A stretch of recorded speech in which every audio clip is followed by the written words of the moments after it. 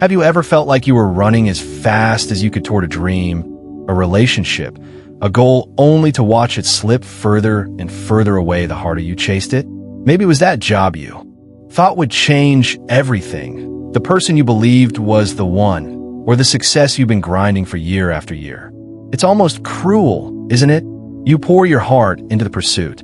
You sacrifice sleep, time, even pieces of your soul, and yet the finish line moves every time you get close. You begin to wonder if maybe you're not good enough, not smart enough, not worthy enough. But what if I told you that the problem isn't you, it's the chasing itself? What if the very energy you're putting into your pursuit is what's pushing what you desire further away? Imagine a child running after a butterfly in a field. The harder the child runs, the faster the butterfly flutters away. But when the child finally stops, breathes, and simply stands still, something magical happens. The butterfly drifts back and lands gently on their shoulder. In today's video, we're going to explore a life-changing truth that has been whispered through the ages by philosophers, spiritual teachers, and modern thinkers alike. Don't chase, attract. This isn't just a catchy phrase.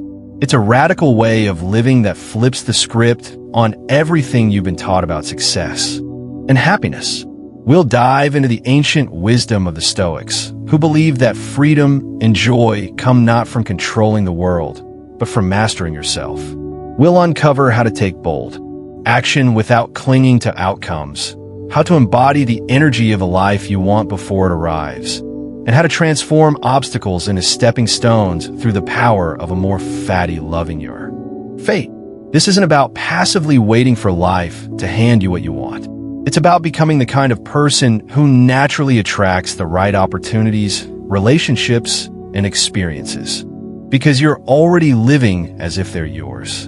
Imagine waking up each morning feeling calm, confident, and grounded, knowing that what is meant for you cannot pass you by. No more frantic chasing. No more sleepless nights of worry. Just a steady, powerful flow of effort and surrender. By the end of this video, you'll have a clear roadmap for shifting out of scarcity and desperation and stepping into abundance and alignment.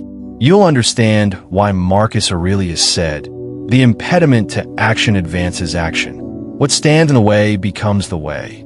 You'll learn practical tools like daily visualization, identity-based habits, and mindset shifts that will help you live like the future you dream of is already unfolding right now. And most importantly, you'll feel empowered to stop running and start attracting. But before we dive in, I want to invite you to support this channel. If you find value in these ideas, if they spark a light in you or give you a sense of hope, please hit that like button. Share this video with a friend who might need this message today. Subscribe to the channel so you never miss an episode, and turn on the notification bell so you're always the first to know when new content drops. And if you'd like to go even deeper in supporting our work, consider using the Super Thanks feature below the video to donate. Your support helps us keep creating thoughtful, inspiring content for seekers like you all around the world.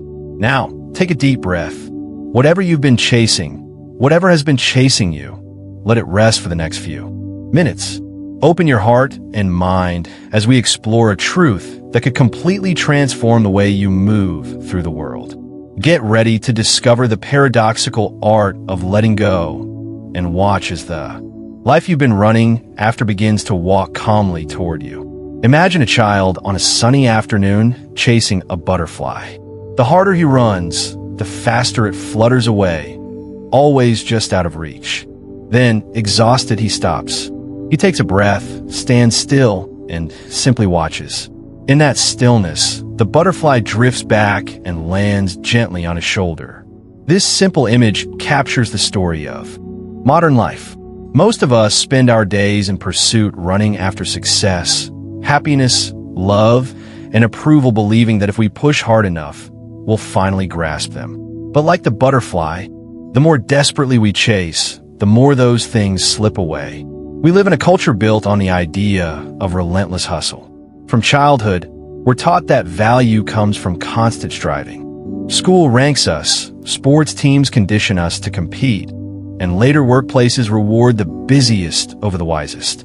But here's the paradox. While effort is essential, clinging too tightly to outcomes breeds fear, anxiety, and burnout. When fear drives action, it creates resistance, the very thing that pushes our goals further out of reach. True success, as the ancient Stoic philosophers like Epictetus and Seneca taught, comes not from controlling every detail, but from learning to align ourselves with the natural flow of life. Stoicism offers a practical roadmap here. It teaches us to distinguish between what is within our control and what isn't. Our actions, our choices, our character, those belong to us. But other people's opinions, timing, luck, the larger currents of the world, those do not. Suffering, the Stoics said, arises not from events themselves, but from our attachment to the results we imagine. When we cling to outcomes, we give away our power. When we focus instead on the quality of our actions and release the rest, we gain freedom and strength. Think about applying for a dream job. You update your resume, practice for the interview, give your very best effort. Those steps are within your control. But whether the company chooses you well, that depends on countless factors. Budget cuts, office politics, a hiring manager's mood. Obsessing over those unknowns doesn't help. It only creates stress. The healthier response is to do everything you can with integrity and then let go. Trust that if this job isn't yours, another opportunity will come. Ironically, this mindset often makes you more appealing because you show up confident and calm, not desperate. The same principle applies to love and relationships. People who are deeply insecure often chase partners, trying to win affection through overgiving or manipulation. But that very energy repels others. Think of the times you felt smothered by someone's neediness. It doesn't inspire connection, it creates distance. On the other hand, people who are grounded, who live full lives and radiate self-respect, naturally attract healthy relationships. They don't need to chase because they're the magnet. As popular dating advice in America often says, be the person you want to meet. This idea isn't just mystical, it's our nervous systems shift into fight or flight. Stress hormones rise, creativity shrinks, decision-making falters. It's like a basketball player overthinking every free throw. The more he tries, the more rigid and inaccurate his shot becomes. The solution isn't to stop caring, but to relax into a process. Focus on form, breath, routine, things you can actually control, and trust the outcome to follow. In practical terms, detachment means shifting your goal from I must get X to I will show up fully today. For instance, instead of obsessing over losing 20 pounds, you focus on cooking, nourishing meals, and moving your body each day. Instead of needing to close a big sale, you concentrate on building genuine relationships with clients and mastering your craft. Results often come faster when you stop strangling them. Modern neuroscience supports this too. Studies show that when we vividly imagine success, seeing, feeling, and experiencing it in our minds, we activate the same. Having achieved a goal, we send powerful signals to our subconscious mind and to those around us. This is why acting as if can be so transformative. If you want to be a leader, start speaking, dressing, and making decisions like one today. Opportunities will align with that energy. Of course, life will throw obstacles at you. Marcus Aurelius, the philosopher emperor of Rome, wrote, "The impediment to action advances action. What stands in the way becomes the way." This is the heart of the Stoic idea of Amor Fati, loving your fate. It doesn't mean you passively accept suffering. It means you actively embrace challenges as raw material for growth. Think about Steve Jobs being fired from Apple. At the time, it seemed like disaster. In hindsight, it freed him to create Pixar and When a Storm Hits. This calmness is also a form of leadership. When a manager's mood swings wildly with quarterly numbers, their team walks on eggshells. When a parent's love depends on grades or an effort no matter what happens, you become a stable presence in a chaotic world. That stability is rare and deeply attractive. One of the most practical tools for cultivating detachment is redefining goals. Instead of setting outcomes you can't control, set behavior-based standards. For example, Rather than, I will get promoted this year, try, I will complete 2 major projects and mentor 1 teammate. Instead of, I need to run a marathon, try, I will train 4 times a week and increase my distance steadily. This shift puts the focus back on your daily actions. When you hit these standards, you win internally, even if external results lag. Another tool is mindfulness. In America, mindfulness has become mainstream because it works. Taking a few minutes each day to sit quietly, notice your breath, and observe your thoughts builds the muscle of non-reactivity. You learn to witness cravings and fears without automatically acting on them. Over time, what's missing, we reinforce a scarcity mindset. Gratitude flips the script. By deliberately noticing what's already good, your health, your friends, a sunny morning, you shift from lack to abundance. This shift changes how you show up in the world. People feel drawn to those who appreciate life rather than complain about it. Oprah Winfrey famously said, "Be thankful for what you have. You'll end up having more." One common fear about detachment is that it will make you passive, that you'll stop striving altogether. But the opposite is true. Detachment frees you to take bolder action because you're no longer paralyzed by fear of failure. Imagine a startup founder pitching investors. If she believes her entire worth depends on this one meeting, she'll be tense and inauthentic. But if she sees it as one step on a long journey, she can pitch with clarity and confidence. Ironically, that relaxed energy makes investors more likely to say yes. There's a reason. Sports coaches talk about playing to win versus playing not to lose. When you're consumed by fear of losing, you play small. When you release that fear, you take creative risks. Detachment is like mental oxygen. It opens space for innovation. Some of history's greatest breakthroughs came from moments of surrender. Einstein reportedly discovered the theory of relativity while daydreaming, not grinding. Many artists, from Paul McCartney to Taylor Swift, have said their best songs came when they stopped trying to write a hit and simply played. This is why the butterfly metaphor matters. Chasing symbolizes the ego's desperate attempt to control reality. Attracting symbolizes alignment, being so rooted in your values and passions that good things naturally come. It's not about sitting on the couch waiting for miracles. It's about building a life that is so authentic and vibrant that opportunities flock to it. Social media makes this harder because it constantly tempts us to compare. We see curated highlight reels and assume everyone else is ahead. This triggers the Red Queen effect, where we run faster just to feel like we're keeping up. Detachment breaks this cycle by turning attention inward. Your progress is measured not by likes or rankings, but by whether you're living according to your principles. Did you act with integrity today? Did you grow? Did you show kindness?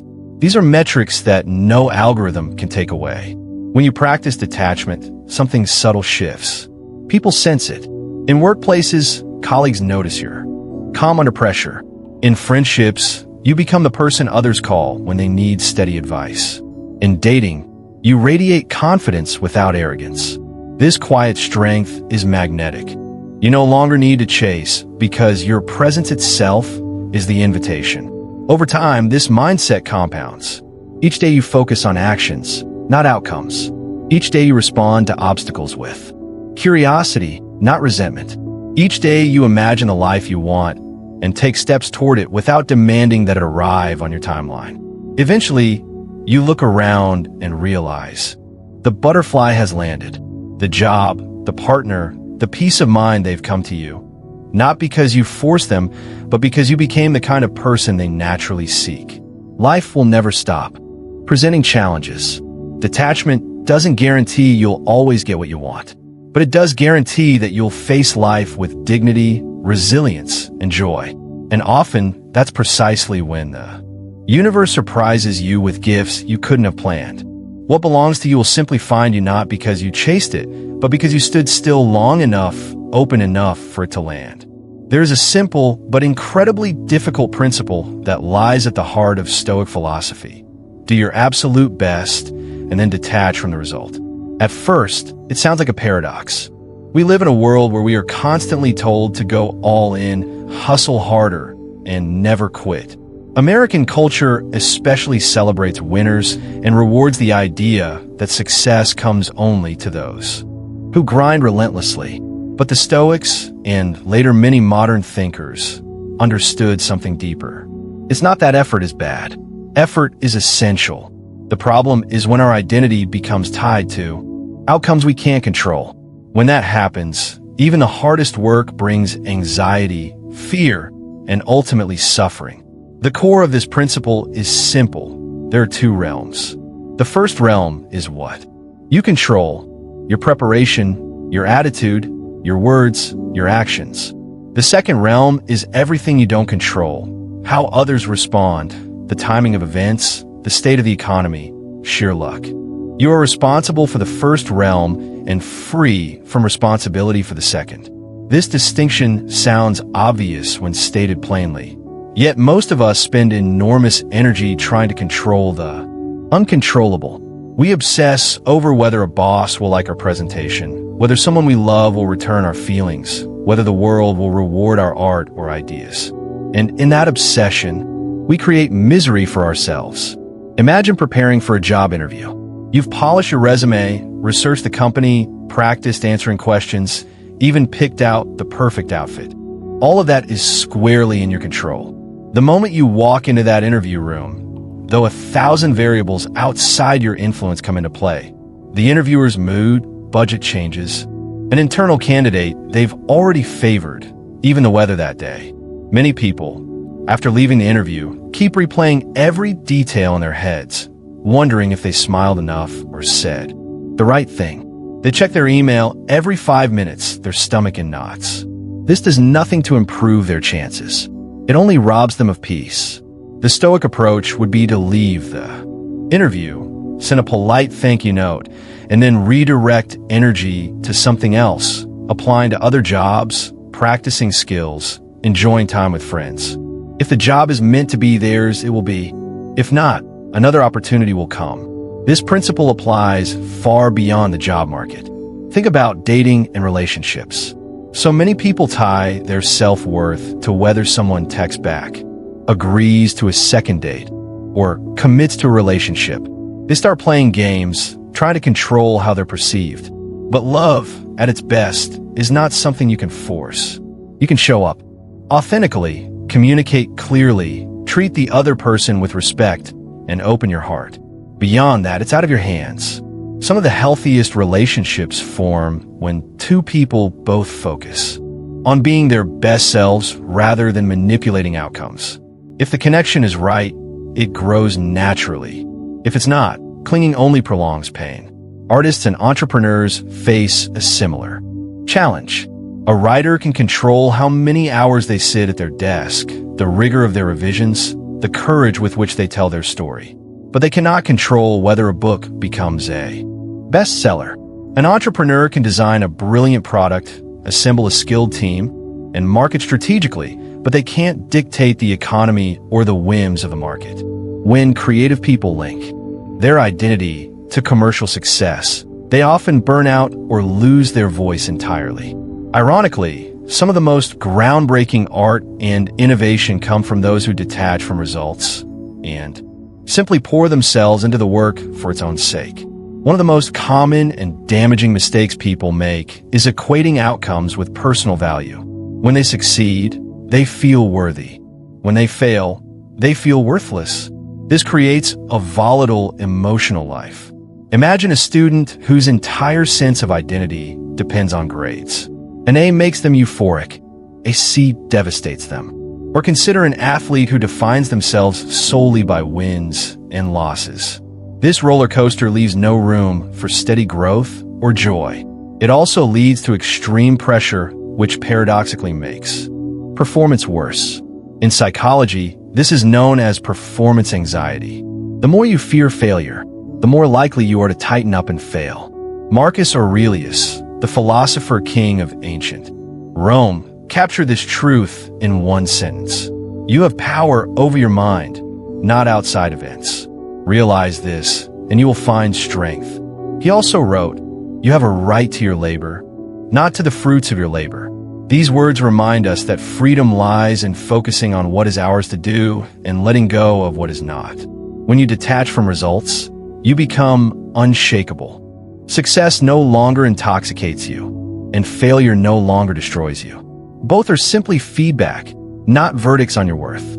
Consider the story of Serena Williams, one of the greatest tennis players of all time. In interviews, she has often spoken about learning to focus on process over outcome. Early in her career, she was obsessed with winning every match. A single loss would spiral her into self-doubt. Over time, she learned to narrow her focus to what she could control: her training, her mindset, her tactics in the moment. When she stepped onto the court, her goal was not, "I must win," but "I will play my game with excellence." Ironically, this detachment made her even more dominant because it freed her from the crippling fear of failure. The same dynamic shows up in everyday workplaces. Picture a manager leading a big project. If their identity is tied to whether the project gets praise from upper management, they may become controlling, micromanaging every detail, and lashing out when things go wrong. This creates a toxic environment. A detached manager, by contrast, focuses on setting clear expectations, supporting their team, and delivering their best work. When feedback comes, whether positive or negative, they use it to improve rather than taking it personally. Over time, this approach builds trust and resilience in the whole team. Some people here detach from results and think it means becoming passive or uncaring. This is a misunderstanding. Detachment is not apathy. It's an active choice to give your full effort without clinging to a particular outcome. It's like planting a garden. You can prepare the soil, water regularly, and tend the plants. But you can't control the weather or guarantee a perfect harvest. A wise gardener works diligently and also accepts that nature has its own rhythms. In fact, detachment often leads to more passionate and sustained action because it removes the paralyzing weight of expectation. When you know you're not defined by success or failure, you're free to take risks and experiment. Thomas Edison famously said, "I have not failed. I just found 10,000 ways that won't work." His detachment from individual failures allowed him to keep innovating until he invented the light bulb. Modern psychology backs up this ancient wisdom. Studies on flow state show that people perform best when they're fully absorbed in the task at hand, not worrying about how it will be judged. Athletes call this being in the zone. Musicians describe it as losing themselves in the music. Flow happens when effort is high, but attachment to results is low. The mind becomes quiet, and creativity flourishes. Detachment also protects mental health. In a hyper-competitive society, burnout has become epidemic. People push themselves to exhaustion, chasing external validation. Detachment offers a different path.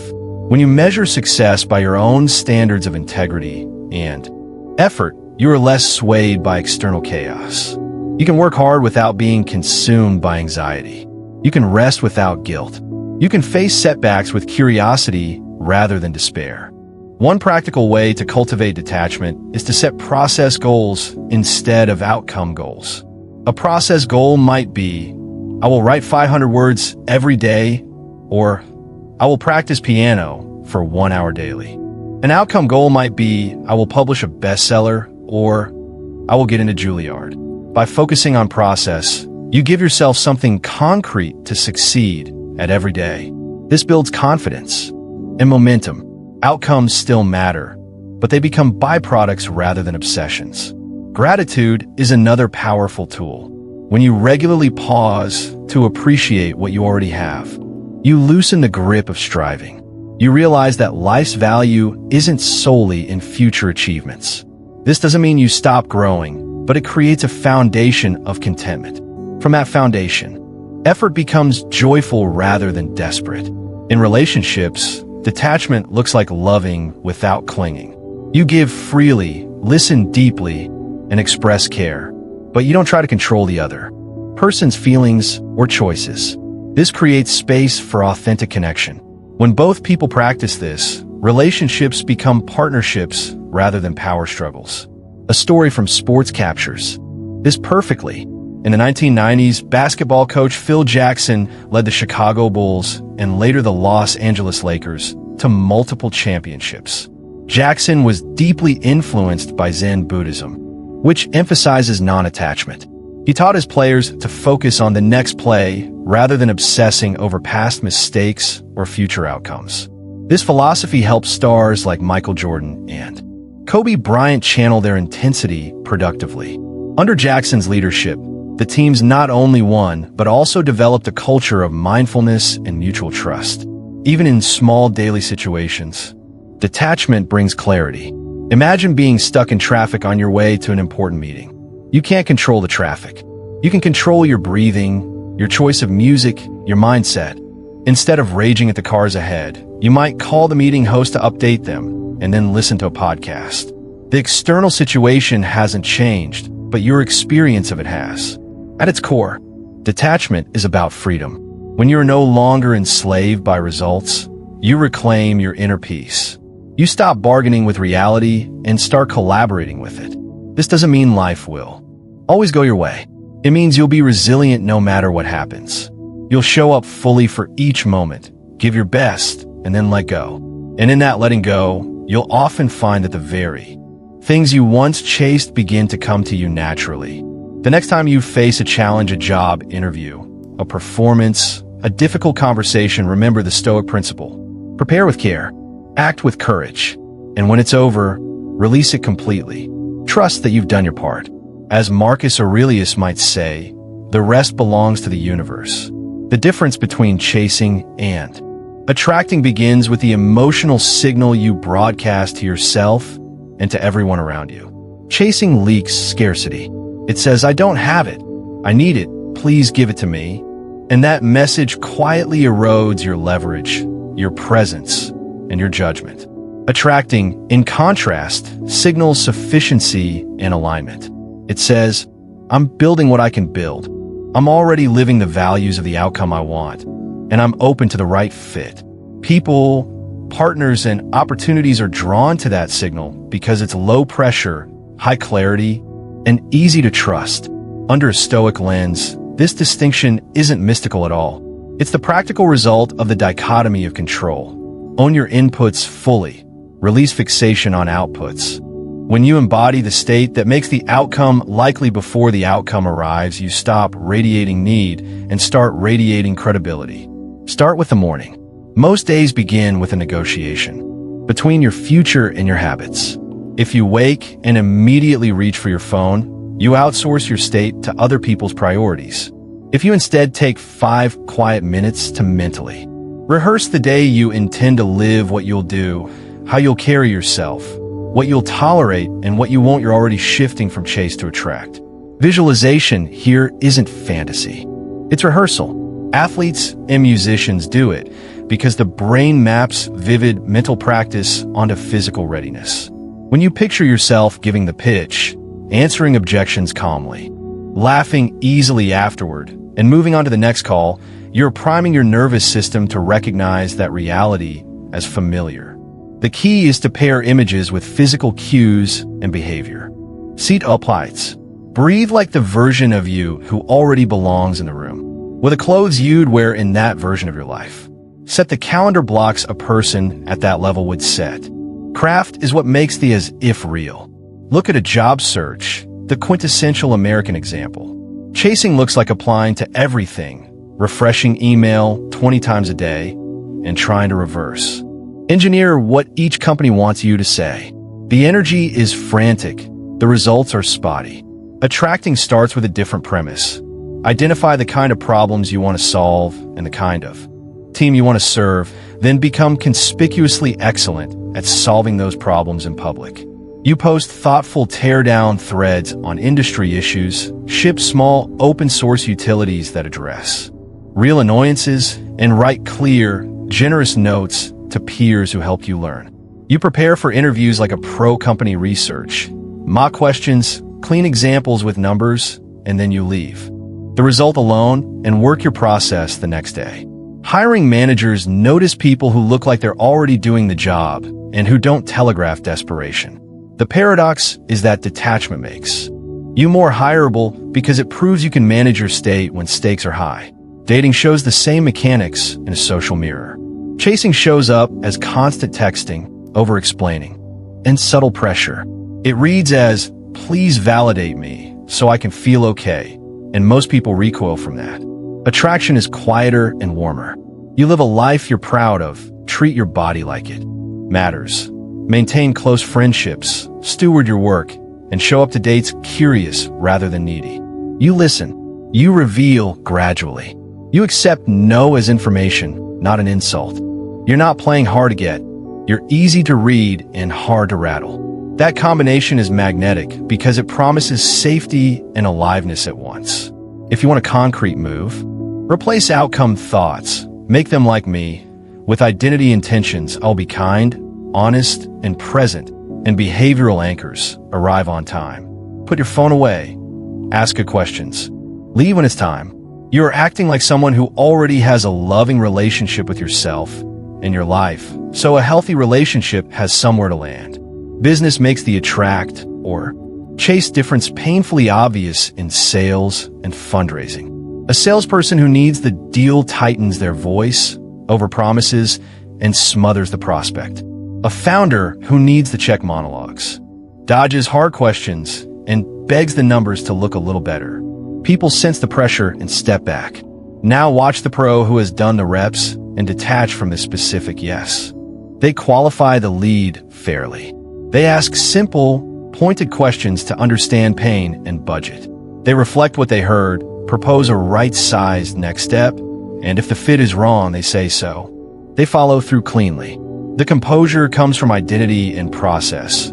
I'm the kind of person who sells honestly, sleeps well, and wins the right deals over time. That identity displays as calm, which reduces the buyer's risk, which increases odds of a yes. That's attraction as plain operational advantage. The phrase act as if gets misunderstood as fakery. Done badly, it becomes posturing. Under a Stoic frame, it means embody the virtues and behaviors of your desired future now, on the level you can control today. Identity-based habits make this concrete. If you want to be a fit person, you don't wait until you look fit to behave that way. You eat like athletes eat, sleep like athletes sleep, move like athletes move. If you want to be a leader, you don't wait for the title. You communicate clearly, take responsibility, ask for and act on feedback, and train people around you with patience. If you want to be a calmer parent, you don't wait for your child to change.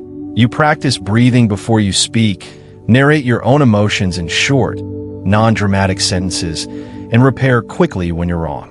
Acting as if is powerful not because the universe grants wishes, but because your cues, routines, and environment reshape behavior, and behavior compounds into reputation and results. That reputation element matters. Attraction is in part social math.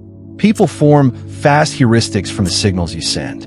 Show up prepared, steady, and generous 3 times, and you get labeled the reliable one. That label floats ahead of you and greases future interactions. Show up scattered, late, and intense 3 times, and you get labeled the chaotic one. That label stiffens doors. When you live like you already respect yourself and your time, others begin to respect you and your time. Boundaries are a big slice of this. A person who can say no without a tantrum and yes without hidden resentment is rare, and rarity attracts. You build that capacity by practicing on small asks. Decline politely, offer clear alternatives if appropriate, then move on. Each rep proves you don't need every request to say yes for you to be okay, which paradoxically earns you more of the right requests. If you want an arena where attraction reliably beats chase, consider creative work. A musician who writes for the charts almost always releases something derivative. A writer who writes for the algorithm almost always produces something forgettable. The audience feels the grasp. By contrast, the artist who returns to the work itself, honesty, craft, hours, and who releases finished pieces without demanding a specific reception becomes interesting. They share sketches. They let people into the process. They discuss influences without jealousy. Over time, That transparency and steadiness attract a community that values the art for what it is. The career grows not from engineering, virality, but from compounding trust. Detachment is not a marketing hack. It's how you keep your taste intact long enough to make something that warrants attention. Now, about the science that gets thrown around here. You'll hear people say quantum physics proves thoughts create reality. That's a stretch. What's true and useful is less mystical. Your emotions and expectations alter your attention, your body language, and your choices, which alter other people's responses and your own follow-through. That two-step loop state shaping behavior shaping outcomes explains most of what looks like attraction. Consider expectancy effects. Students perform better when teachers genuinely expect them to grow and structure the class accordingly.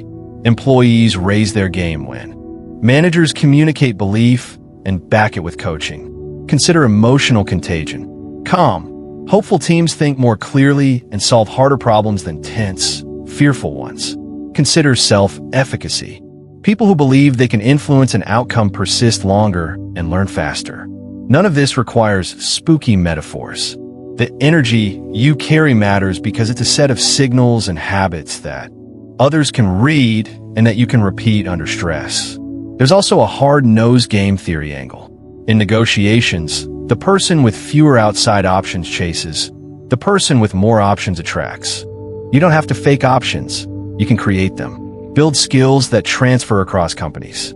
Nurture a network by being helpful when you don't need anything. Keep your burn rate low so you're not cornered financially.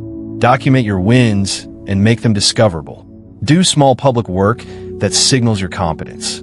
These moves change your fallback payoffs and therefore your posture. When you aren't bargaining for identity or survival, you can be honest about fit, which ironically gets you more yes. Attraction here is the natural byproduct of real optionality, not a mood board. Because we're talking about feelings, it's worth setting guardrails. Attraction is not denial. It isn't pretending everything is fine or forcing a smile when harm is being done. The Stoic version isn't think happy thoughts, it's think true thoughts and do the next right thing. If your boss is abusive, detaching from outcomes doesn't mean you tolerate it forever. It means you make a plan. Rooted in what you control, document incidents, consult HR or an attorney, line up interviews, reduce expenses, and you execute that plan without panic spirals. If you're grieving, attraction does not mean spiritual bypass. It means feeling the grief fully, asking for help, doing small, caring actions, and trusting that meaning can grow around loss. A positive state is not a performance. It's a practice of returning to the controllable with dignity. So how do you actually live as if you already have what you want without lying to yourself? Start with values and standards, not fantasies. If you want to be successful, define it behaviorally. I do deep work 2 hours a day. I return calls within 24 hours. I keep my promises even when they're inconvenient. I go to bed on time. If you want financial calm, make it concrete. I track spending weekly, I build emergency fund, I negotiate bills annually, I avoid lifestyle creep. If you want to be in love, live like someone worthy of and ready for love. You're kind when stressed, curious when annoyed, willing to apologize without a defense attorney's preamble. Those standards are lived evidence that you already belong in the world you're building. The result is not instant. The signal is immediate. Identity language will help. Swap. I want to be for I am becoming. I'm becoming a person who keeps promises to myself. I am becoming a leader who makes decisions calmly. That phrasing anchors you to trajectory and reduces the pressure of perfection. Pair identity with tiny, boring proof. Want to be a reader? 10 pages tonight. Want to be strong? 20 minutes under a barbell. Want to be generous? 1 thoughtful thank you email a day. People overestimate what a declaration does and underestimate what consistent micro-proof does. The proofs accumulate into self-trust, and self-trust is the battery behind attraction. When you trust that you will be the same person tomorrow that you were today, you stop bargaining with the future. You simply build. Watch how attraction changes ordinary interactions. The email that reads, "Circling back on this for the third time," often comes from chase energy. A better version might be, "Checking whether X is still a priority. If not, I'll close the loop on my side Friday." That line communicates respect for the other person's constraints and for your own time. It's confident and light. Or take meetings. The chronic note-taker who captures decisions, owners, and dates and shares them becomes the gravity in the room without lobbying for it. Or take conflict. A simple, "Here's what I'm hearing. Here's my concern. How do you see it?" is an attractive move because it shows control of tone and a focus on shared reality, not on winning.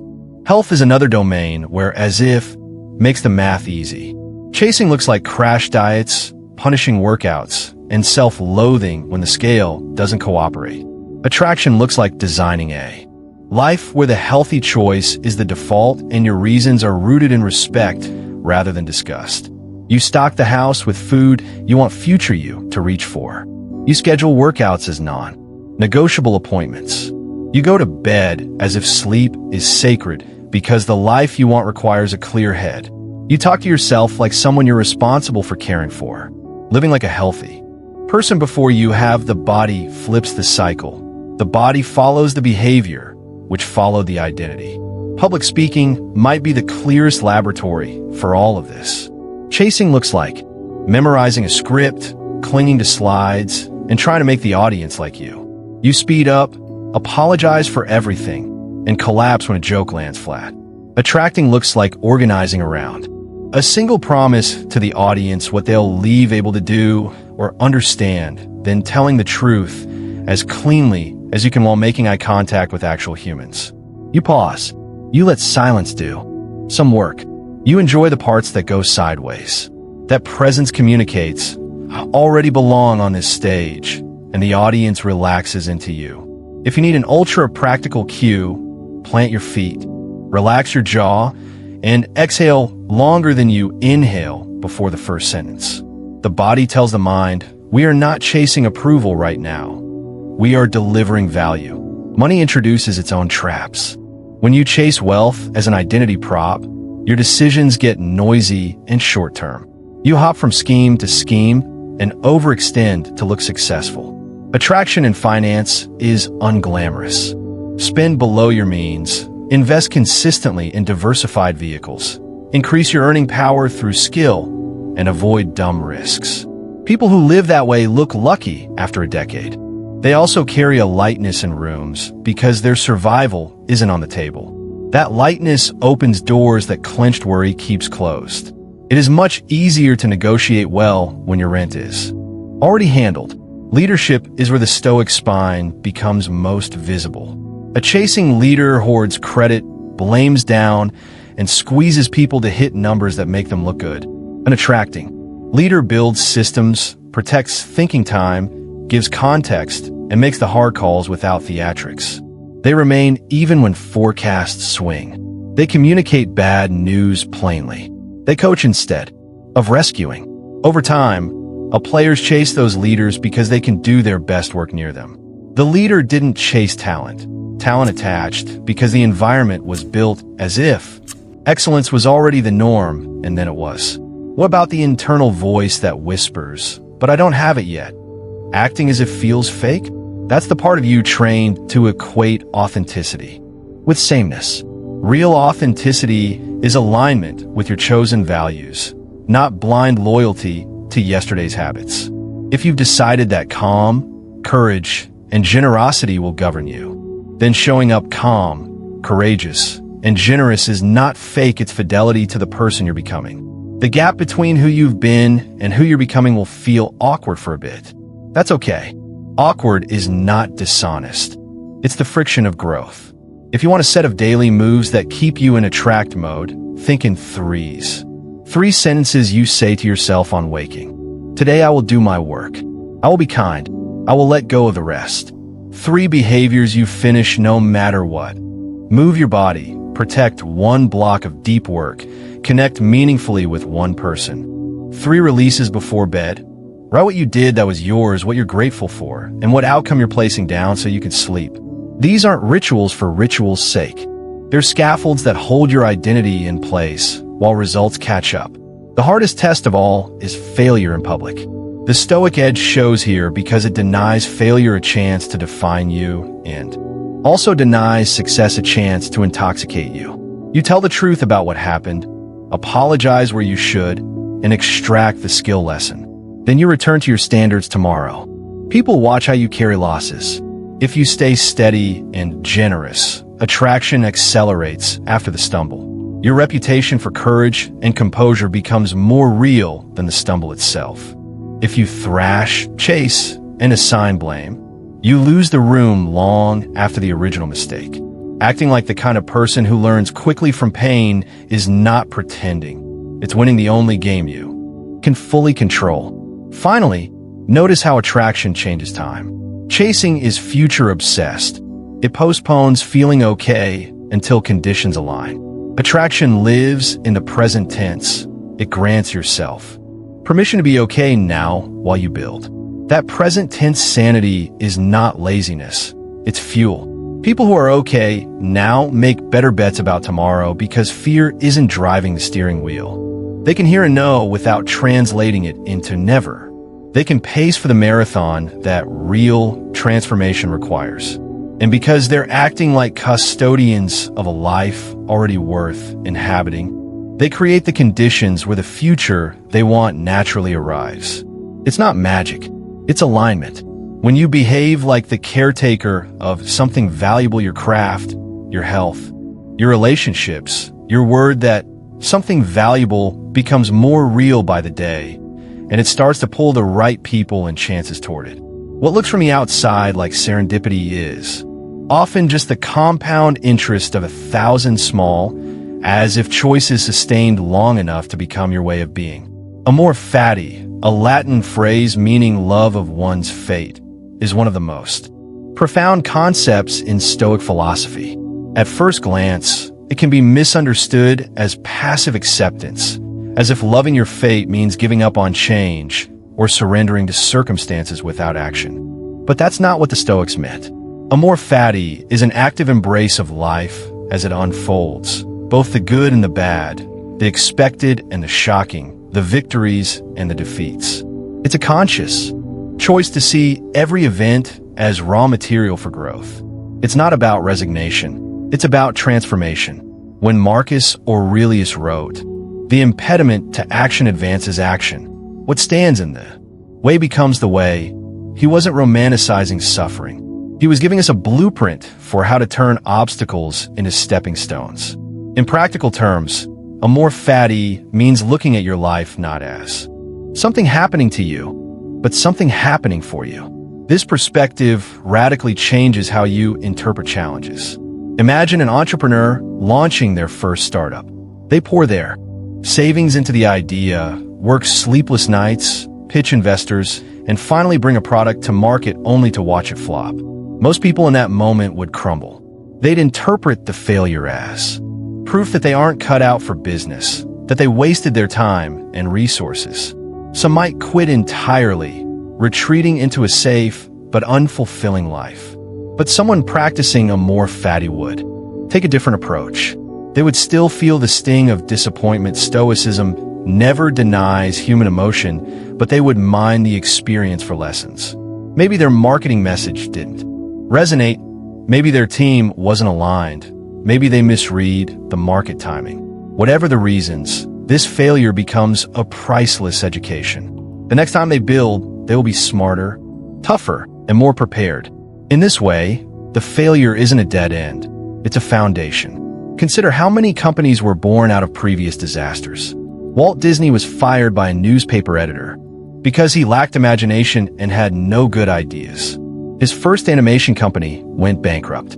If he had seen those events as the universe rejecting him, there would be no Disney today. Instead, he kept refining his craft, turning each rejection into fuel. That is Amor Fati in action, not loving failure itself, but loving what failure makes possible. The same principle applies to relationships. Imagine someone who experiences a painful breakup. It's easy to fall into bitterness, blaming the other person or drowning in self-pity. Many people carry that pain into future relationships, repeating the same destructive patterns. But someone with a Stoic mindset sees heartbreak as a mirror. They ask, what can I learn about myself here? What patterns did I ignore? What do I truly value in love and partnership? By treating the breakup as a teacher rather than a verdict, they emerge wiser and more open to a deeper connection in the future. Some of the most profound personal growth happens through loss, and people who embrace Amor Fati tend to transform grief into wisdom. History offers dramatic examples. Steve Jobs famously co-founded Apple, only to be forced out of the company in 1985. At the time, it seemed like a catastrophic blow. Jobs later described that period as devastating, like having the air knocked out of him.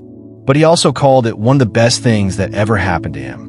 Being fired freed him to explore other ventures, like founding Pixar, which revolutionized animation, and starting Next, a company whose technology later became the backbone of Apple's future products. When he returned to Apple, he did so with a renewed vision and clarity that led to some of the most iconic devices of our time, including the iPhone and iPad. Jobs didn't just tolerate his setback, he embraced it as essential to his journey. This is Amor Fati in its purest form, realizing that what feels like ruin today might be the very path to greatness tomorrow. Even on a smaller scale, we see this pattern everywhere. A college student who doesn't get into their dream school might discover a different program that aligns even better with their true interests. An athlete sidelined by injury might discover a passion for coaching or sports medicine. A parent struggling with a child's diagnosis might become an advocate, changing laws and systems to help countless families. In each case, the obstacle becomes the way. The key is mindset. Instead of asking, why me, the Amor Fati practitioner asks, given this, what can I create? The modern world often sells the illusion of control. We're told that with enough planning, hustle, and strategy, we can engineer perfect outcomes. When life inevitably disrupts those plans, the shock feels unbearable. Amor Fati offers a more resilient stance. It acknowledges that we control our actions, but not the results. When external events don't go our way, we still have the power to choose our response. This is deeply liberating. It means no experience is wasted, because even the worst events can be alchemized into growth. There's a psychological dimension here. When you resist reality, you suffer twice. Once from the event itself, and again from your mental battle against it. Think about getting stuck in traffic when you're late for an important meeting. The traffic jam is real. Your stress doesn't make the cars move faster. If you rage against it, you add unnecessary pain. But if you accept it, breathe, maybe call ahead to reschedule, you reduce the suffering to just the external inconvenience. Amor Fati takes this even further. Not only do you accept the traffic, you treat it as an opportunity. Maybe you listen to an audiobook that give you a breakthrough idea. Maybe you practice patience and mindfulness. The external situation hasn't changed, but your inner world has transformed. Sports provide a vivid illustration of this principle. Michael Jordan, widely regarded as the greatest basketball player of all time, was famously cut from his high school varsity team. That humiliation could have ended his athletic dreams. Instead, he used it as fuel. He trained harder, honed his skills, and returned the next year with a vengeance.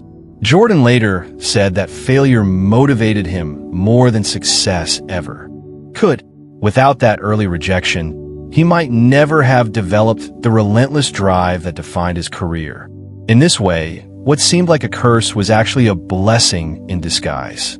The practice of Amor Fati also fosters gratitude. When you start seeing obstacles as gifts, you develop a deep appreciation for life as it is, not just as you wish it to be.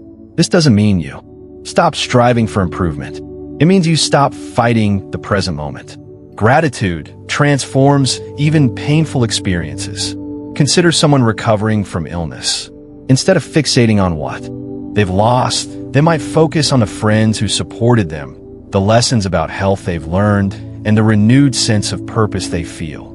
This shift doesn't erase the suffering, but it adds meaning to it. Philosophers and psychologists alike have recognized this pattern. Viktor Frankl, a Holocaust survivor and psychiatrist, wrote in Man's Search for Meaning that those who found meaning in their suffering were more likely to survive the camps. Frankl observed that while we can't always choose our circumstances, we can always choose our attitude toward them. Amor Fati is essentially this insight applied universally. Your fate includes tragedy and joy, and your power lies in embracing both as necessary parts of the whole. In everyday life, practicing Amor Fati can be as simple as reframing small annoyances. Your flight gets delayed. Instead of fuming, you use the time to read or reflect. Your project at work gets criticized. Instead of feeling attacked, you treat the feedback as a chance to improve. A friend cancels plans. Instead of sulking, you enjoy unexpected solitude.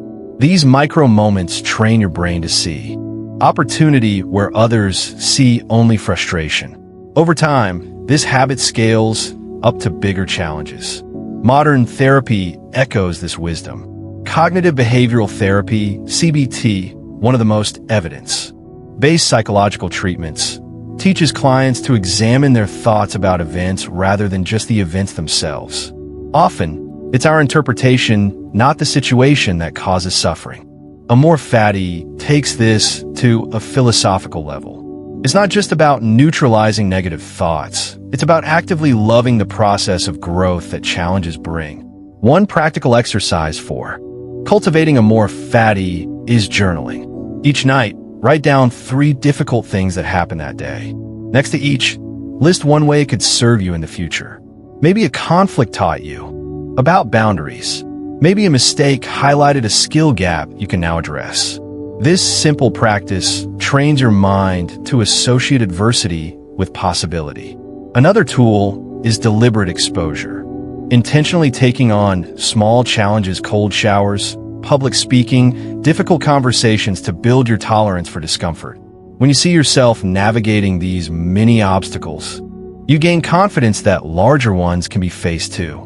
It's important to note that Amor Fati doesn't mean tolerating injustice or staying in harmful situations. Loving your fate includes using your agency to change what can be changed. If you're in an abusive relationship, for instance, Amor Fati doesn't mean staying and suffering. It means recognizing that this painful chapter is part of your story and using it to fuel your escape, healing, and eventual advocacy for others. The love here is not for the harm itself, but for your capacity to rise above it. The business world offers countless case studies of Amor Fati. Think of Starbucks founder Howard Schultz. He grew up poor in Brooklyn, watching his father struggle with dead-end jobs and no health care. Those hardships could have left Schultz bitter. Instead, they inspired him to create a company where employees, even part-timers, would receive benefits and stock options. The very pain of his childhood shaped his vision for a more compassionate corporate culture. Similarly, Oprah Winfrey endured poverty and trauma early in life. Rather than being defined by those experiences, she used them to connect deeply with others, building an empire based on empathy and storytelling. These leaders didn't just overcome obstacles, they integrated them into their purpose. Science also supports this approach. Research on post-traumatic growth shows that many people emerge from adversity with greater resilience, empathy, and appreciation for life. The key factor isn't the trauma itself, but the meaning people make from it.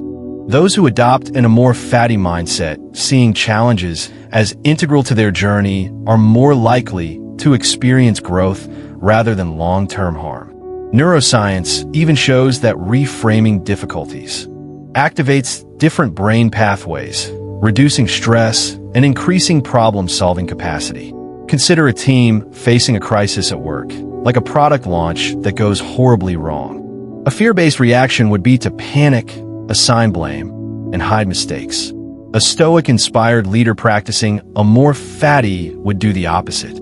They'd gather the team, acknowledge the setback honestly, and ask, what can we learn? How can this failure make us better? By modeling calm and curiosity, they transform the obstacle into a bonding experience. Teams that go through this process often emerge stronger and more innovative than those that never faced hardship. Amor Fati also applies to personal health. Many people who face serious diagnoses, like cancer or chronic illness, report that the experience reshaped their priorities. They might quit a soul-sucking job, repair fractured relationships, or finally pursue long-delayed dreams. While no one would wish for illness, those who practice Amor Fati find ways to integrate it into a meaningful life narrative. Their suffering becomes part of their legacy, inspiring others and deepening their own gratitude for each moment. At its deepest level, Amor Fati is about inner freedom. When you stop demanding that life conform to your expectations, you stop being a slave to disappointment. You become untouchable by external chaos. This doesn't mean you never feel pain or sadness. Stoics were clear that emotions are natural. It means you aren't ruled by those emotions. You can experience loss without losing yourself. You can face uncertainty without crumbling. You can even face death with equanimity, knowing that it too is part of the grand pattern. Practicing this mindset requires continual effort. The modern world bombards us with messages of control, productivity apps, self-help gurus, 5-year plans. Amor Fati invites us to play a different game. Plan, yes. Strive, yes. But when the plan inevitably collides with reality, embrace the collision. Say, this too belongs. Over time, this habit rewires your nervous system. You stop flinching at change. You start to see life as a dance, rather than a battle. The greatest gift of Amor Fati is that it turns fear into gratitude. Instead of dreading the unknown, you become curious about what it will teach you. Instead of resenting obstacles, you thank them for shaping you. This doesn't make life easier in the conventional sense. Hardship still hurts, but makes life richer. It gives you a sense of partnership with fate, a feeling that you and the universe are co-authors of your story. When you reach this state, every twist and turn becomes meaningful. Even the darkest chapters shimmer with possibility, and you realize that loving your fate isn't about liking every moment. It's about trusting that every moment has its place in the masterpiece of your life. Imagination is one of the most powerful tools a human being possesses, yet it's often misunderstood or undervalued. Many people think of imagination as daydreaming or childish fantasy, something to indulge in when you have nothing better to do. But imagination, when harnessed properly, becomes a laboratory for shaping reality itself. The Stoics understood this deeply, even if they didn't have modern neuroscience to explain why it works.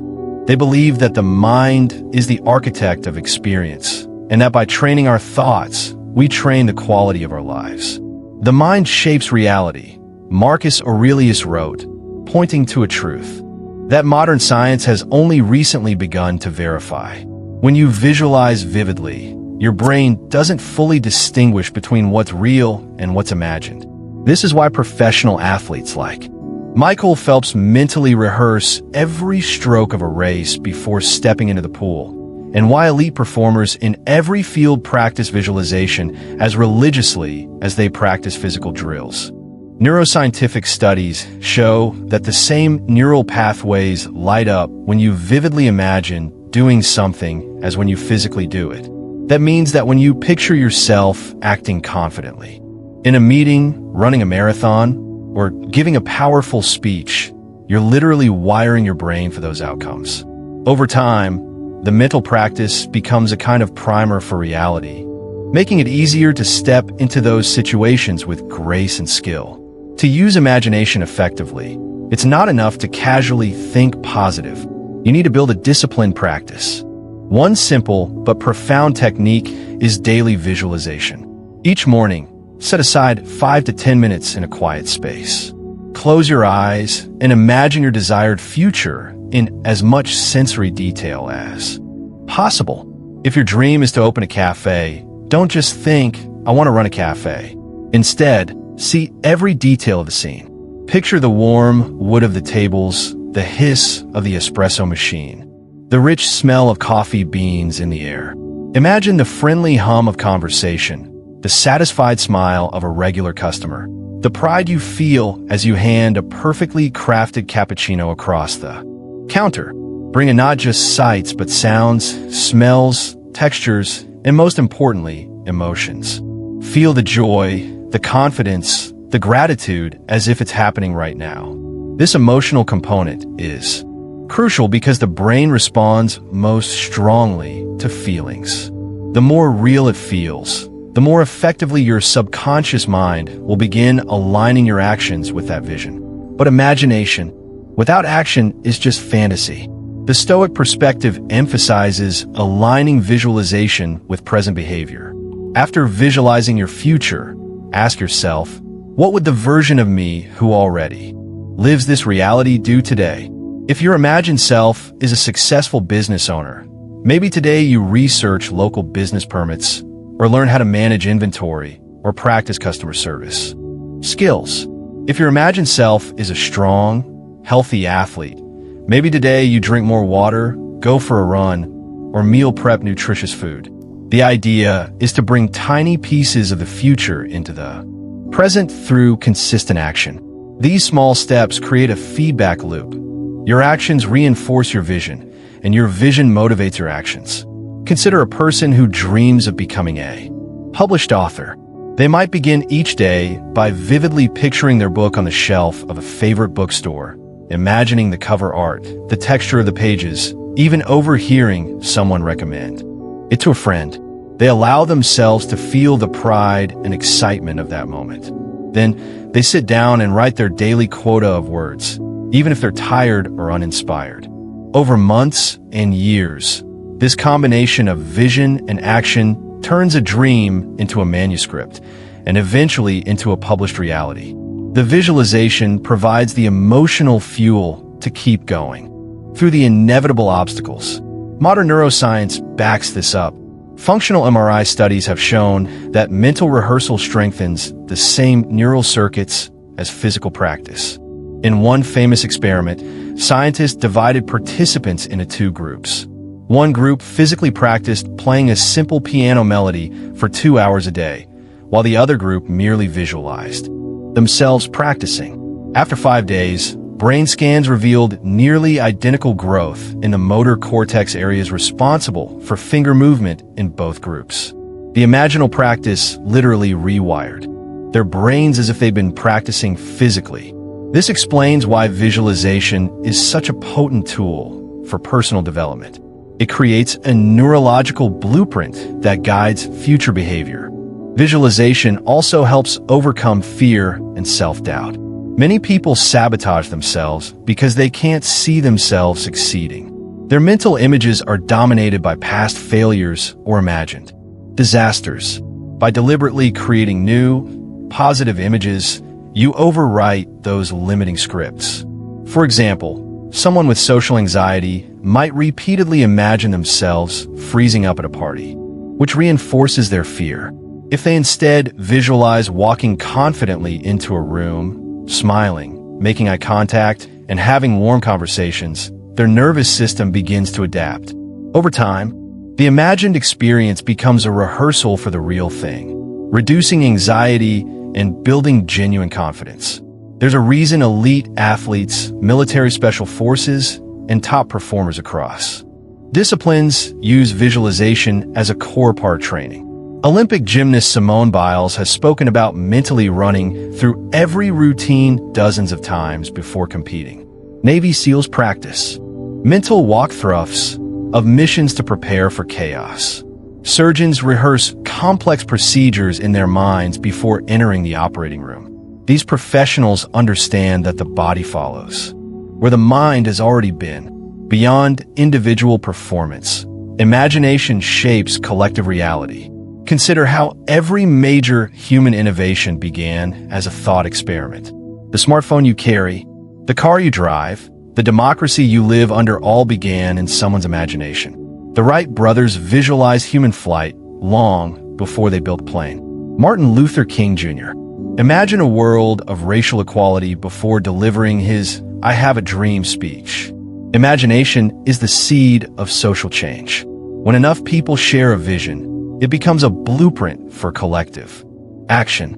From a Stoic standpoint, imagination must be guided by reason and virtue. Stoics warned against indulging in fantasy for its own sake.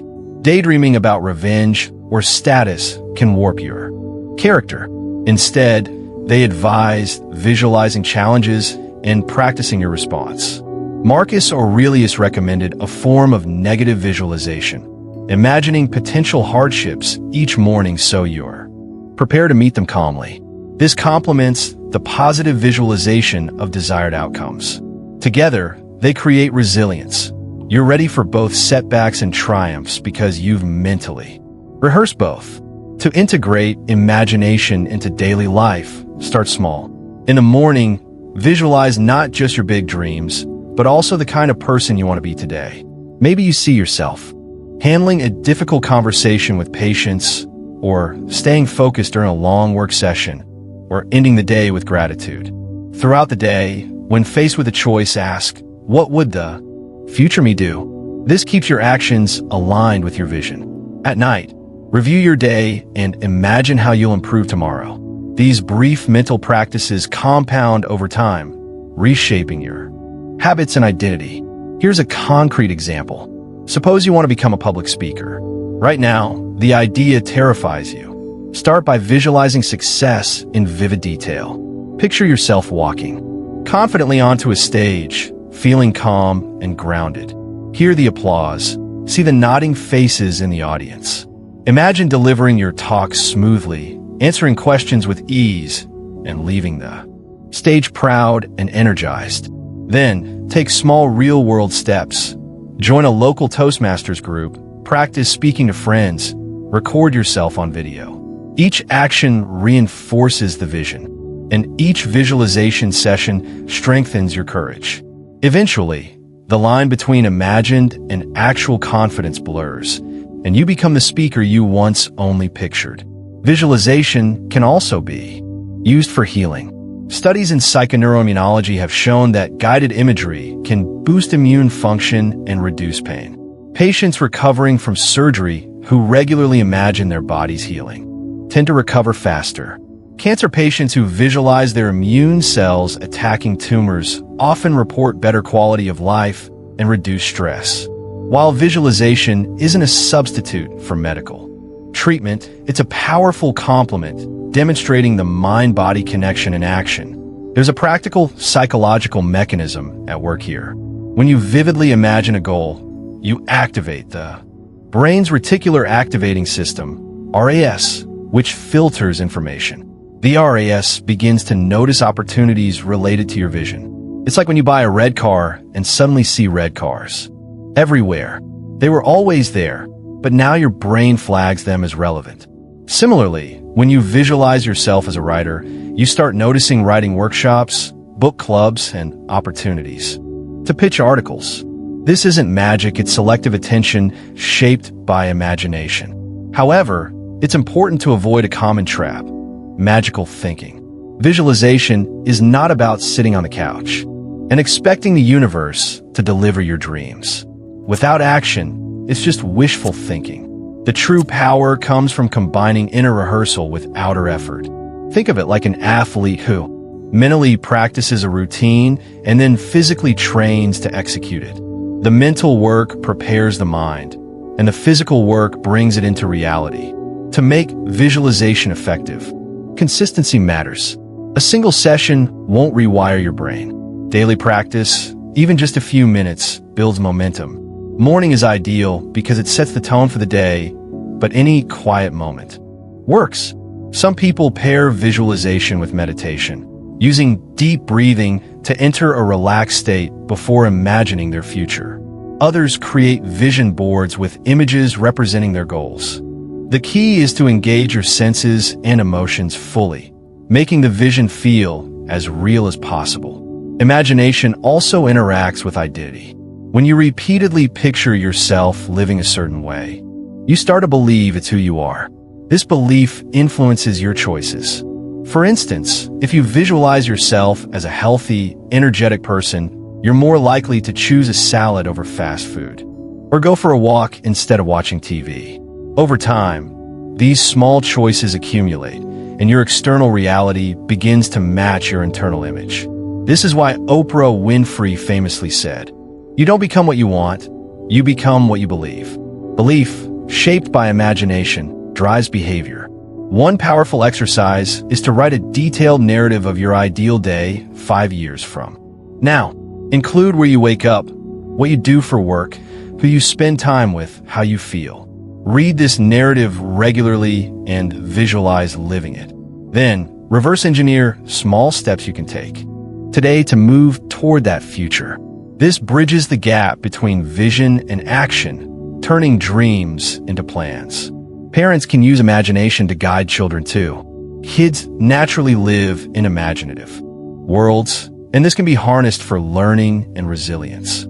For example, a child afraid of medical procedures might visualize themselves as a brave superhero defeating germs.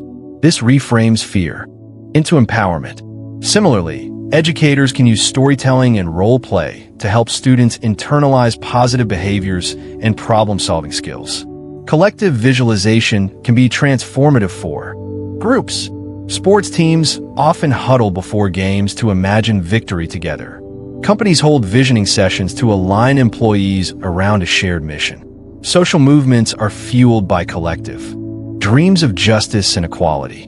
When many minds focus on the same imagined future, it creates a powerful sense of momentum and possibility. Of course, imagination can also be destructive if misused. Dwelling on worst-case scenarios, replaying past traumas, or fantasizing about revenge can create negative realities. This is why Stoics emphasize discipline. They practice premeditation of evils, imagining potential difficulties not to wallow in fear, but to prepare calmly. By visualizing challenges in your composed response, you inoculate yourself against panic. This balanced approach combines positive visualization of goals with realistic rehearsal of obstacles. Imagination is not an escape from reality, but a tool for engaging with it more skillfully. It allows you to rehearse, to plan, to build emotional resilience. It's like a flight simulator for life. Pilots train in simulators so they're ready for turbulence and emergencies. Similarly, when you imagine yourself navigating difficult conversations, high-stakes presentations, or personal losses, you build the neural and emotional pathways to handle them well when they arrive. Ultimately, living from imagination means recognizing that the inner world shapes the outer world. Your thoughts, images, and beliefs are not private. They ripple outward through your actions and influence the fabric of your life.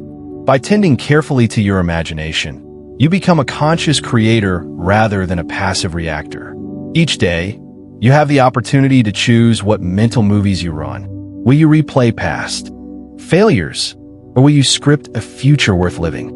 The choice is yours, and the practice begins now in the theater of your own mind. Life has a way of teaching us that the more we chase something, the further it seems to drift away. Like a child running after a butterfly, we exhaust ourselves in pursuit, only to discover that the butterfly takes flight just out of reach. Yet, the moment that child pauses, breathes, and simply is, the butterfly often lands gently on their shoulder. This is not just a sweet image of innocence. It is a profound metaphor for how we approach our deepest desires: love, success, happiness, and purpose. When we live in a constant state of grasping, we send a message to ourselves and to the world: I don't have enough. I'm not enough. I need this thing to complete me.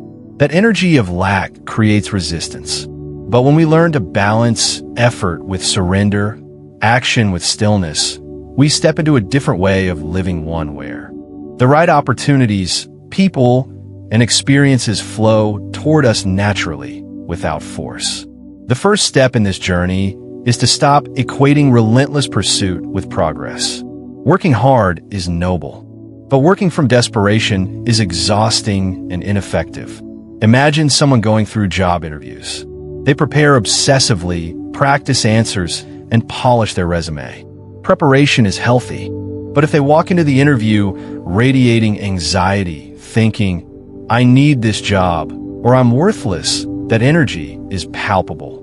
The interviewer senses it, and the conversation becomes strained. Compare that to another candidate who also prepared deeply but walks in with quiet confidence, knowing their worth isn't tied to the outcome. They answer calmly, listen attentively, and leave the room without clinging. Often, the second candidate is the one who gets the offer, not because they tried harder, but because they didn't need the job to validate their identity. They were magnetic rather than frantic. This is the paradox. Letting go of the need for something often makes it easier to receive. This principle applies to every area of life. In relationships, chasing someone's love rarely works. When you constantly text, overanalyze every word, and bend yourself to please, you push the other person away. The dynamic becomes one of pressure rather than connection. But when you cultivate a rich, fulfilling life on your own, investing in friendships, passions, and self-respect, you naturally exude confidence and warmth. You become attractive not through tactics, but through authenticity. It's like the difference between begging someone to be your friend and simply being the kind of person people want to be around. Love, like that butterfly, lands on the shoulder of those who stand still and open rather than those who chase frantically. To live this way requires a mindset shift. Work hard, then release attachment to results. This is not laziness or passivity. It's a disciplined focus on what you can control: your actions, your words, your effort paired with humility about what you cannot control: other people's choices, timing, luck, and countless external factors. Marcus Aurelius, the Stoic philosopher and Roman emperor, put it perfectly. You have power over your mind, not outside events. Realize this, and you will find strength. In practical terms, this means you pour yourself fully into the task at hand, and then consciously let go. If you launch a business, you do the research, build the product, market with integrity, and then you accept that the market's response is out of your hands. If you train for a marathon, you follow the plan, eat well, and show up on race day, and then you accept that. Whether injuries or competition might affect the outcome, the joy comes not from the result, but from knowing you gave your best. This detachment protects your peace. When your worth is tied to results, life becomes a roller coaster. A win makes you euphoric, a loss devastates you. Over time, this volatility burns people out. Detachment allows for steadiness. You can celebrate success without becoming arrogant and face failure without collapsing. Both are just feedback, not verdicts on your identity. Think of a great athlete like Serena Williams. Even at the height of her career, she spoke about focusing on process over outcome. Winning was never fully in her control, but her preparation, attitude, and resilience were. That's why she could come back from setbacks again and again with grace. As you release attachment, you naturally shift from chasing to attracting. Chasing comes from scarcity. I don't have enough, so I must grasp and grasp. Attracting comes from abundance. I am building a life I love, and I trust the right things will flow toward me. This isn't mystical, it's psychological. People are drawn to those who are grounded and self-possessed. A salesperson who desperately needs a deal repels customers, while one who believes deeply in their product and can walk away calmly closes more sales.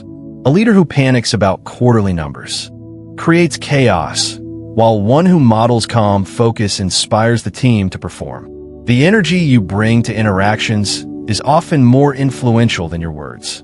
One powerful way to cultivate attraction is to act as if.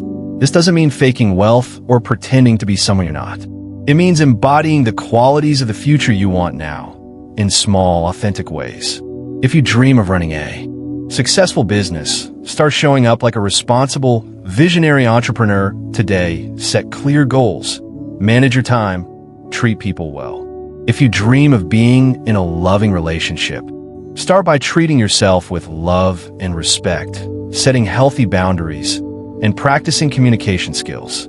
When you live as if you already are the person who has what you desire, you send a clear signal to yourself and to the world. Opportunities align with that signal. Another key element of this philosophy is Amor Fati, the love of fate. Life will inevitably present obstacles. Most people resist them, seeing difficulties as interruptions to their plans. But what if obstacles were not detours, but the path itself? Marcus Aurelius wrote, "The impediment to action advances action. What stands in the way becomes the way." This means that every challenge carries within it a hidden gift. A failed relationship might teach you what you truly need in love. A job loss might push you to discover a more fulfilling career. Even devastating events can be integrated into a meaningful story. Consider Steve Jobs, who was famously fired from Apple, the company he co-founded. At the time, it seemed like a catastrophe, but being forced out allowed him to start Pixar and Next, experiences that ultimately led him back to Apple with a clearer vision. Without that setback, the iPhone might never have been born. What looks like disaster today may reveal itself as the seed of your greatest achievement. Practicing Amor Fati doesn't mean liking everything that happens or pretending pain doesn't hurt. It means choosing to face life with curiosity instead of bitterness. When something difficult arises, you ask, how can this serve me? What can I learn? How might this shape me into someone stronger and wiser? This attitude transforms obstacles into stepping stones. It also frees you from the exhausting fight against reality. Instead of wasting energy wishing things were different, you channel that energy into growth. Imagination plays a crucial role in this journey. Visualization is not just wishful thinking, it's a neurological tool. When you vividly imagine a future, your brain fires in ways similar to actually experiencing it. Athletes, musicians, and performers use this technique to prepare for high-stakes moments. You can use it too. Spend 5 to 10 minutes each day picturing your ideal future in sensory detail. If you want to open a cafe, imagine the smell of fresh coffee, the hum of happy customers, the pride in your heart as you create a welcoming space. Feel the emotions of that reality as if it's already happening. Then take small steps in alignment with that vision today. Visualization primes your mind and action brings it into form. Over time, your inner images become outer experiences. Science backs this up. Studies show that the brain doesn't fully distinguish between vivid imagination and lived experience. Mental rehearsal strengthens neural pathways, preparing you to act with skill and confidence. This is why elite athletes like Michael Phelps mentally swim races before ever diving into the pool. You can apply the same principle to your own goals. By rehearsing success internally, you reduce fear and increase readiness externally. When you combine all these elements, detached action, embodied attraction, love of fate, and creative imagination, you create a powerful way of living. You no longer chase desperately after things, exhausting yourself and others. You no longer crumble when plans fall apart. Instead, you move steadily like a river flowing toward the sea. You do your work with integrity. You trust that challenges will refine you. You visualize possibilities and act as if they're already unfolding. And you let go of the need to control every detail. In this state, life feels lighter. Even when difficulties arise, you are not shaken to your core. You know that what is meant for you cannot pass you by. You understand that what belongs to you will simply find you. This doesn't mean you sit back and do nothing.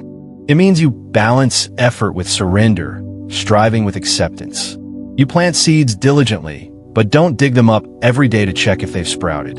You water them, tend to them, and trust nature to take its course. Many people resist this idea because they fear losing control. But in truth, most control is an illusion. You never fully controlled other people, markets, weather, or timing.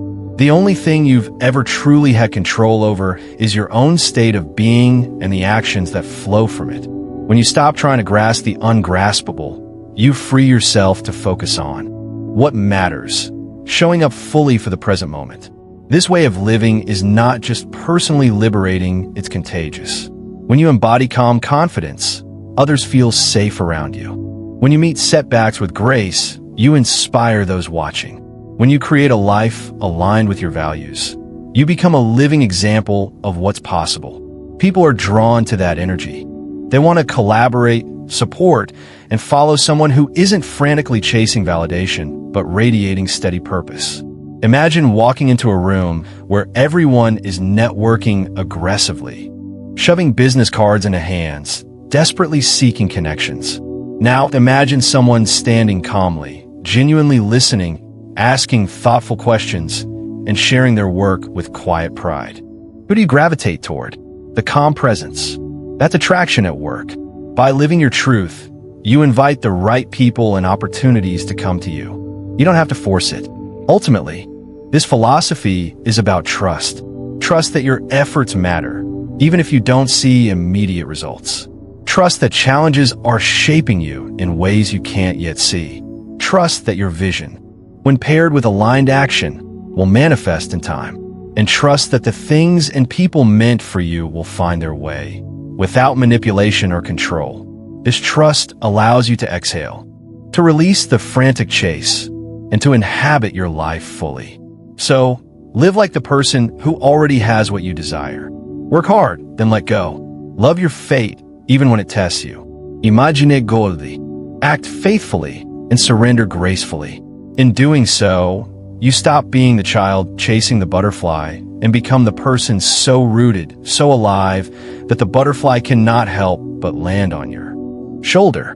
When you live in this balance, life becomes less of a struggle and more of a dance. You realize that you never needed to run after what was yours all along. As we come to the end of this journey together, let's pause and reflect on what we've explored today. We began with the image of a child chasing a butterfly, a perfect symbol of how so many of us move through life. We run and run, fueled by fear and scarcity, desperate to grasp what we believe will finally make us whole. But the harder we chase, the more what we desire seems to slip away. Today, you've learned that there is another way. You've discovered that real power lies not in frantic pursuit, but in becoming a magnet for the life you want. By taking bold, focused action while releasing your attachment to results, you create space for miracles to happen. You've seen how embodying the energy of your desired future, now living as if your dreams are already reality, changes everything. You've explored the Stoic wisdom of Amor Fati, learning to love your fate, even when it comes disguised as obstacles or pain. And you've experienced the incredible power of imagination, using vivid visualization to reprogram your mind and align your actions with your highest vision. Think about the areas of your life where you've been chasing. Maybe it's love, career, money, health, or simply a sense of peace. What would it feel like to stop running, to stop grasping, and to simply be, to trust deeply that what belongs to you will find you in its own time and way? This doesn't mean sitting on the sidelines or giving up on your dreams. It means showing up fully each day, doing your best, and then letting go of the need to control every outcome. It means becoming the person who is ready to receive rather than the person who is constantly grasping. Marcus Aurelius reminded us that the impediment to action advances action. What stands in the way becomes the way. Your challenges are not punishments. They are invitations. Every obstacle you face holds within it the seed of your next level of growth. When you embrace this truth, even the hardest seasons of life become meaningful. You stop fighting reality and start collaborating with it. And that collaboration creates a kind of magic that no amount of chasing could ever produce. So here's your invitation as you step back into your life after this video. Start small. Choose one area where you've been clinging and practice loosening your grip. Visualize the life you want with clarity and emotion. Act as if it's already here. Love your fate, even when it surprises you. And above all, remember this simple but profound truth. What belongs to you will simply find you. When you live in alignment with this principle, you won't have to force or beg or hustle for what is meant to be. It will flow to you as naturally as breath, as effortlessly as that butterfly returning to rest on a still shoulder. If today's message resonated with you, please take a moment to support this channel. Hit the like button to let us know this content matters to you. Share this video with someone who's been struggling, someone who needs to hear that it's okay to stop chasing. Subscribe to the channel and turn on the notification bell so you never miss our weekly explorations of philosophy, self-mastery, and the art of living. And if you feel inspired to give back, consider using the super thanks button below to make a donation. Every bit of support helps us keep bringing you videos that uplift and challenge you. Thank you for spending this time with me today. May you walk forward with calm strength, clear vision, and an open heart. Stop running. Start attracting. Live with courage and grace. And watch as the life you've always longed for begins to find its way to you, because it was yours all along.